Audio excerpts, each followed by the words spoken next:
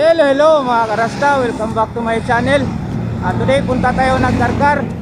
Magbisita iglesia tayo. So kung bago ka pa sa channel ito, please don't forget to like, share, comment, and subscribe. At hit mo na rin yung notification bell para bibo. So kung ready ka na, tara, let's go!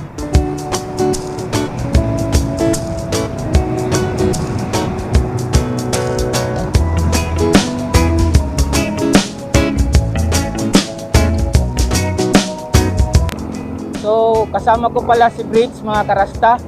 Mga 5:15 kami umalis ng Cebu City. So ngayon nasa Minglanilla na kami. Ngayon lang ako naka-video kasi madilim pa kanina. Hindi ko maklaro yung sakam. So ngayon pa naka-video.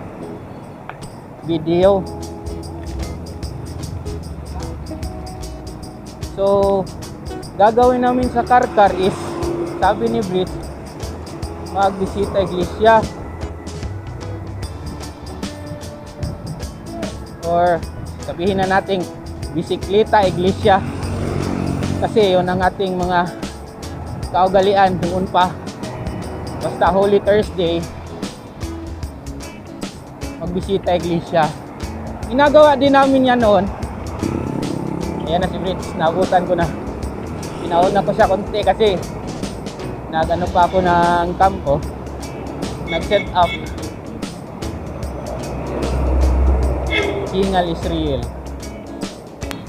So yung mga dinaanan namin or yung ruta talaga namin is from Labangon, tapos Pardo, tapos Talisay, tapos Minglanilla, Naga, San Fernando, tapos Karkar na. So sinerch ko siya sa Google sa Bisaya pa, nasa 39.1 kilometers. So ito yung pinakamahaba kong ride. Napag-usapan pala namin ni Brits na pagdating namin ng Naga, doon kami mag-almusal. So pagdating namin ng Naga, humanap kami ng kakainan, humanap kami ng karinderya at doon na kami nag-almusal.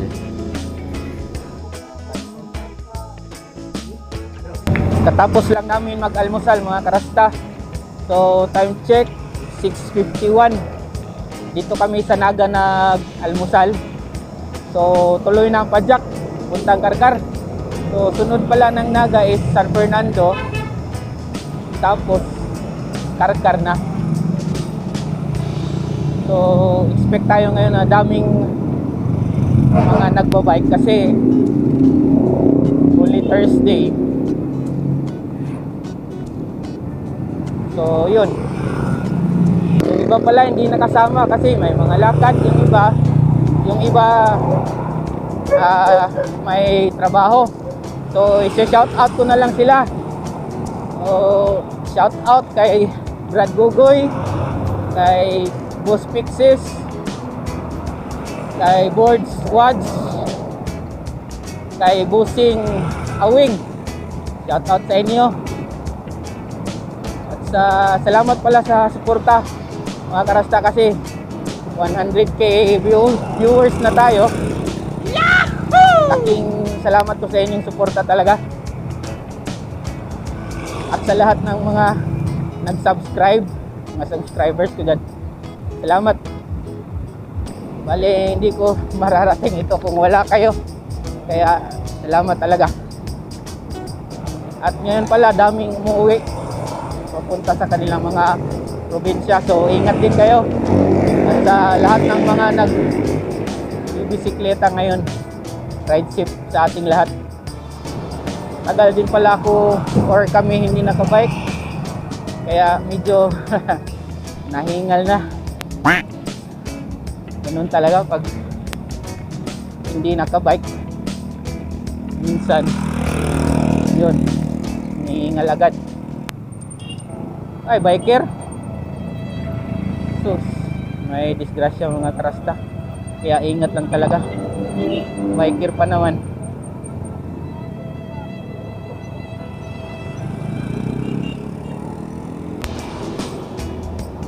time check mga karasta, 7:32 ng umaga.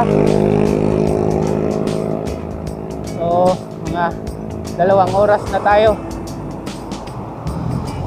Pumapadyak. Nasa part na tayo ng San Fernando. Sunod nito is Carcar na. Tapos pag uwi daw namin,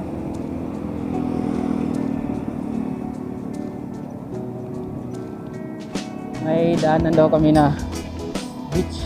Doon kami mag-tambay, mag-chill muna pag uwi, kaya abangan nyo yan. Grabe, daming ano ngayon, bikers. Kasi nga 1 week umulan dito sa Cebu dahil kay Agaton. Buti signal number 1 lang.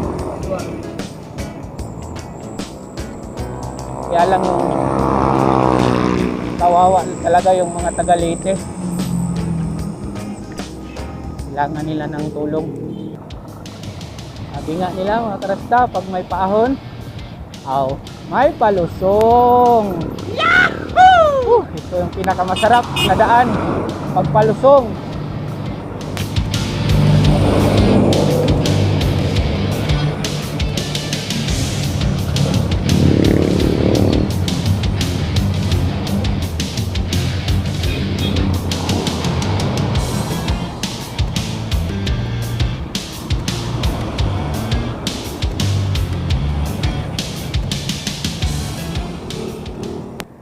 Karkar na bay. Ayun na, karkar na mga karasta. Kitang kita. Yahoo! Welcome to the heritage of the South, City of Carcar. Daming chicharon dito mga karasta.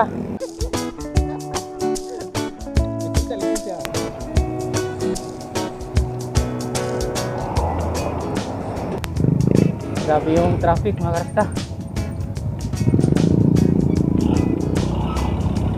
Medyo traffic talaga dito banda.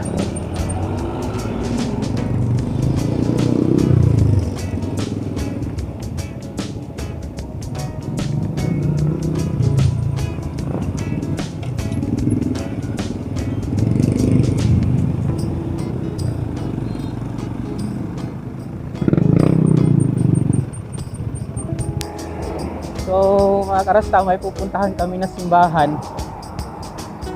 Ito yung unang simbahan na pupuntahan namin dito sa Carcar. So check natin. Bali, punta kami ng kaliwa. One eternity later.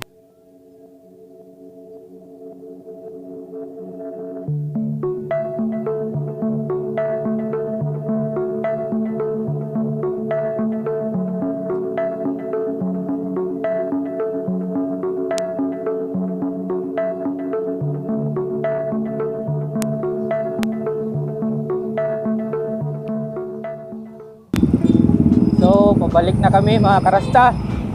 Pero sabi ni Brits, daan muna kami ng dagat dito. Doon kami mag-chill muna.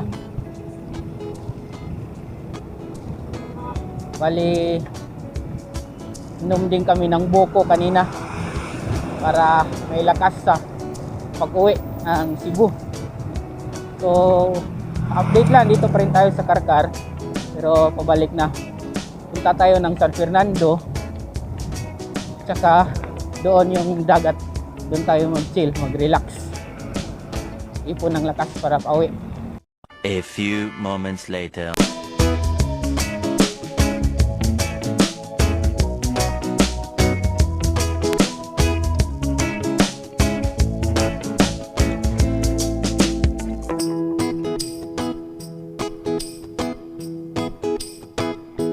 Thanks for watching mga karasta. Don't forget to like, share, comment, and subscribe. Thank you.